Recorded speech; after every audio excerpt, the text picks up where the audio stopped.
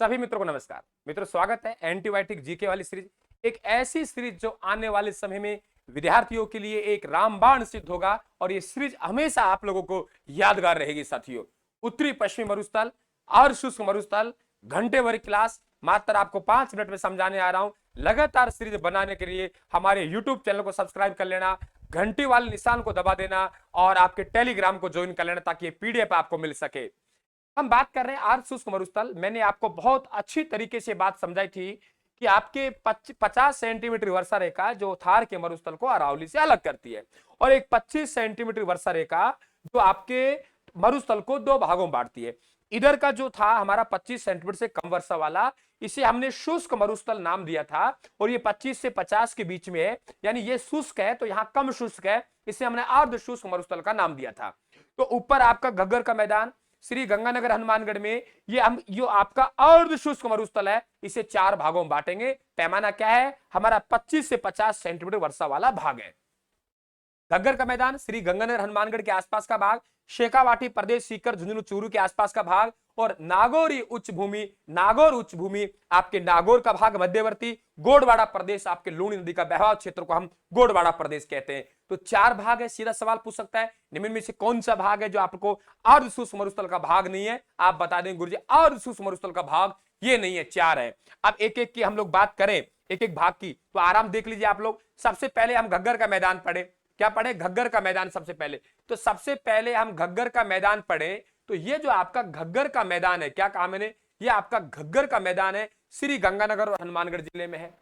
आंतरिक जल प्रवाह का क्षेत्र है, एकमात्र नदी है आपके घग्गर। अगर घग्गर नहीं होती तो आपको पता है कि बीकानेर संभाग में आपके 4 जिले आते हैं, तो बीकानेर और चूरू में तो कोई नदी है ही नहीं, बात ही खत्म हुई। तो बीकानेर और चूरू में नदी नहीं है, तो नदी फिर 2 जिलों में, श्री गंगानगर हनुमानगढ़, वे भी एक है घग्गर, वे भी आंतरिक जल प्रवाह की। आपके न्यूनतम नदियों वाला संभाग कौन सा हो गया?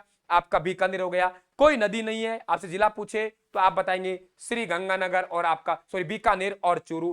कम नदी वाला एक एक नदी, तो देखिए आप लोग यहाँ पे कि आप लोगों के एक ही नदी है आपके बीकानेर संभाग में, तो आंतरिक जल प्रवाह पाई जाती है, और इसके क्षेत्र को नाली कहते हैं। उपजाऊ मिट्टी है, उपजाऊ मिट्टी को बग्गी कहते हैं। चावल, कपास, गेहूं, सरसों की यहाँ पैदावार होती है। ये घग्गर का मैदान का वर्गीकरण करवाया मैंने। अब बात करते हैं शेखावाटी प्रदेश। शेखावाटी प्रदेश सीकर, झुंझुनू, चूरू तो आता ही है, लेकिन नागौर का भी कुछ उत्तरी भाग जो इधर वाला है वे सब पकड़ते हैं। चूने की चट्टाने मिलती है, और मित्रों आपने एक बात पढ़ी होगी कि आप लोगों की चूने की चट्टाने जैसे रेत है, तो रेत दिन में जितनी गर्म होती है रात को उतनी ठंडी होगी, यानी 24 घंटे में अपना रंग बदल लेती है।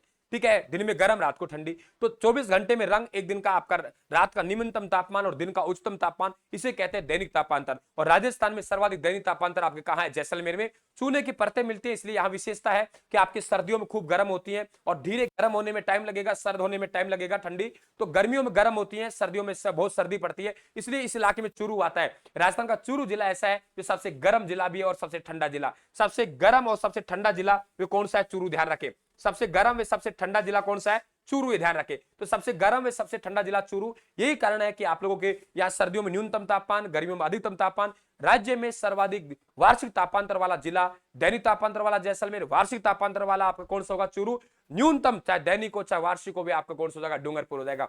इस क्षेत्र में कांतली नदी पाई जाती है। कांतली नदी आंतरिक जल प्रवाह की नदी है। बहाव क्षेत्र को तोरावाटी कहते हैं, और इस इलाके में ध्यान रखना चारागाह के मैदान मिलते हैं। चारागाह के मैदान को आप बीड़ कहते हैं। चारागाह के मैदान को बीड़ कहेंगे। अगर आ की मात्रा लग गई तो वे भी चारागाह का मैदान उसे बीड़ा कहेंगे, लेकिन जयपुर का है। बीड़ शेखावाटी में चारागाह के मैदान, बीड़ा जयपुर में चारागाह के मैदान, लेकिन बीहड़ भूमि चंबल नदी के उस उत्खात क्षेत्र में मिलती है आप लोगों का, जहां आपकी डाकुओं की शरण स्त्री है, उबड़ खाबड़ भूमि है, डाकू लोग रहते हैं, डांग कहते हैं, वे आपकी बीहड़ भूमि कहलाती है। और राजस्थान में सर्वाधिक बीहड़ भूमि सवाई माधोपुर, धौलपुर में।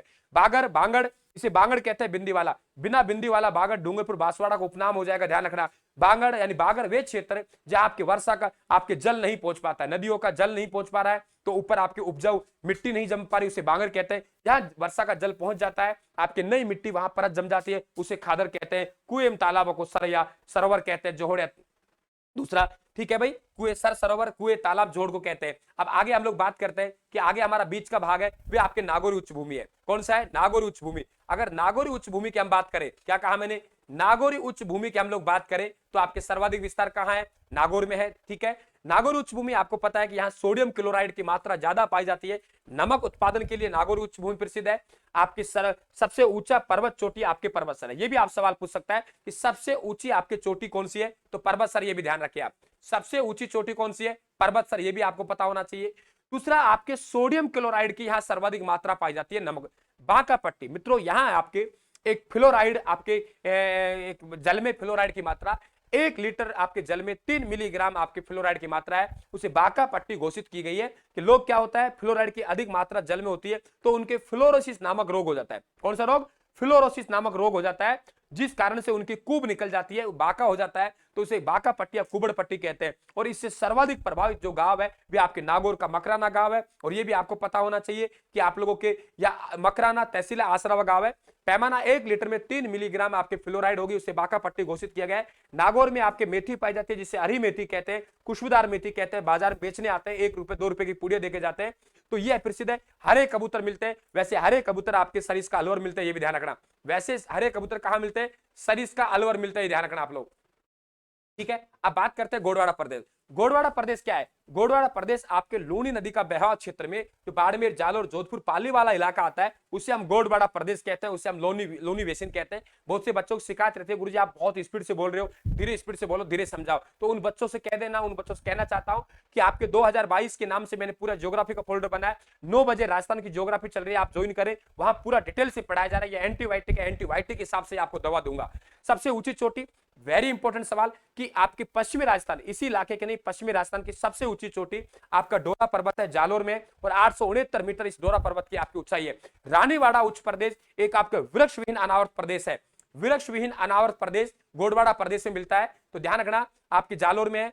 आपके पश्चिमी राजस्थान का सबसे आदर स्थल, राजस्थान का सबसे आदर स्थल कौन सा है आपका? माउंट आबू। पश्चिमी राजस्थान का सबसे आदर स्थल, ध्यान रखना, रानीवाड़ा उच्च प्रदेश है। आपके यहाँ जालोर में गिरेनाइट और रायोलाइट की चट्टानें मिलती है। जालोर को गिरेनाइट सिटी भी कहते हैं। यहाँ बाड़मेर में नाकोड़ा है, नाकोड़ा को राजस्थान का मेवा नगर कहते हैं। पीपलूद है, हल्देश्वर महादेव है, मारवाड़ का लगा माउंट आबू कहते हैं। किराड़ू में आपके राजस्थान का खजुराहो है। 56 की पहाड़ियां, सिवाना से मोकलसर तक जो गोलाकार पहाड़ियां हैं बाड़मेर में, जिनकी लंबाई 11 किमी, चौड़ाई आपके 1.5 किलोमीटर तक है, इसे 56 की पहाड़ियां कहते हैं। और 56 की पहाड़ियां कहां है? बाड़मेर में। 56 का मैदान डूंगरपुर बांसवाड़ा, 56 की पहाड़ियां कहां है? बाड़मेर। ध्यान रखें आप लोग। तो मित्रों, ये आपके सीरीज कंप्लीट हुई। सभी साथियों को राम राम, मेरा राम राम स्वीकार करना, और आपका प्यार प्रेम लगातार बनाए रहना। यानी आपके जो भौतिक प्रदेशों के एंटीबायोटिक सब मैंने दे दी है, कोई दिक्कत नहीं। पूरी मैदान आपका छोटा सा है, वहां आपको दिक्कत है नहीं। आप लोग 10 जिलों में फैला हुआ है।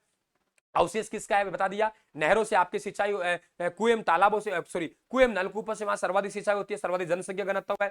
आपके हाड़ौती का पठार है, विंध्यन कागार भूमि और मालवा के पठार में, आपके लावा का पठार में आपके विस्तृत है। मुकुंदवाड़ा की पहाड़ियां और चंद्राकार पहाड़ियां हैं वहां पे, ये भी आप लोग ध्यान रखें। डांग क्षेत्र आप जान गए कि डांग की रानी करौली कहते हैं, भेड़ भूमि है। तो ये सब बातें आपको ध्यान रखना है। तो अब अगली सीरीज चलेगी राजस्थान नदियों की। तब तक सबको राम राम, धन्यवाद, थैंक यू।